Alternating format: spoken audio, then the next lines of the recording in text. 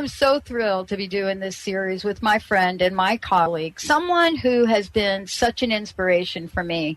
You know, it's as if that she and I have known each other a lifetime or many lifetimes. And how do you actually put something like that into words? That's what I want to say about my very special co-host today, Jacqueline Ripstein, joining me here today. Jacqueline, welcome to the show. It's great to have you here today.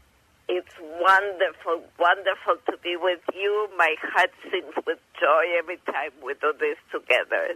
You know, last time we talked about, you know, the first two lessons in the book, and we went through the first two lessons, and that's what you and I are doing. We're taking two lessons at a time because, you know, your message and what transpired when I read this book has deeply profoundly touched me in a way that I did not know.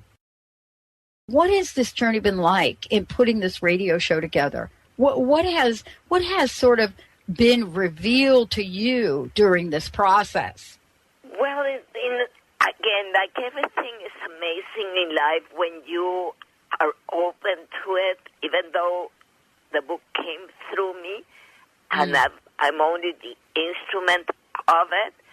Every time I go through it, it's like, wow, you know, and I'm learning, and it unchains, or it brings out, like, different levels, you know, like with the onion, like you take out the first layer and there's a second layer, and then you go to the second layer and you read the same, but then you understand further on.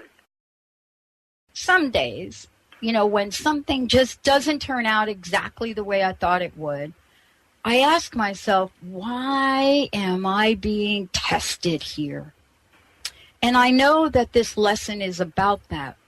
Why are we tested? Or, is that just in our minds? Well, it's not in our minds. You know, it's the whole energy system that the universe answers to.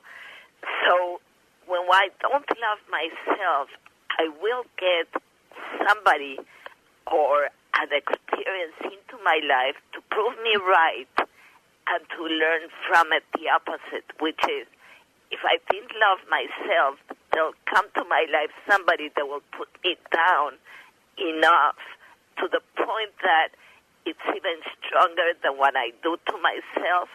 And maybe that will help, hopefully, awaken me to understand that it is in loving myself that I can get out of that storm.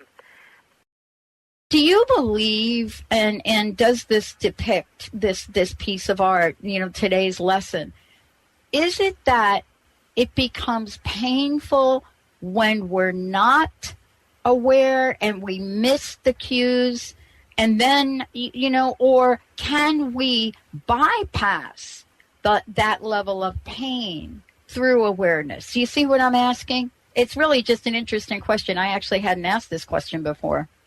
Yes, it's a beautiful question. Thank you for putting it so openly and wisely.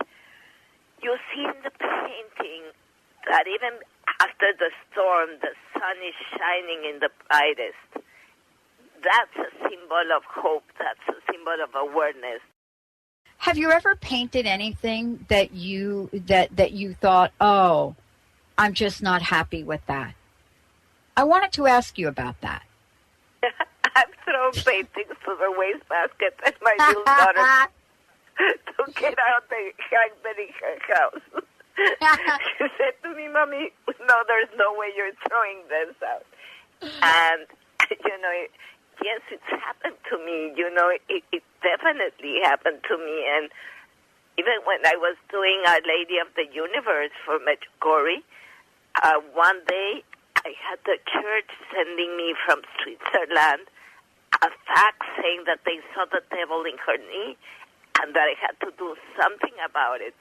I promise you, Pat, I took a knife and I was about to destroy the painting the way Michelangelo destroyed the Sixtine Chapel the first time. Yeah. I understood perfectly. It was like I became him at that point. And at that day, luckily, my ex-PR was staying here at my house, and he took the painting, ran to the room, and closed up. If not, I would have destroyed the painting. What is the lesson for this particular burden of life? What is the message you'd like to leave us with here today?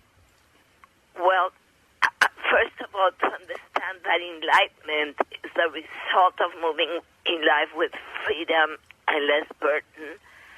To understand that to be a being of light means to be lighter, and the more we are lighter, the more we radiate the light of God, within us and for others.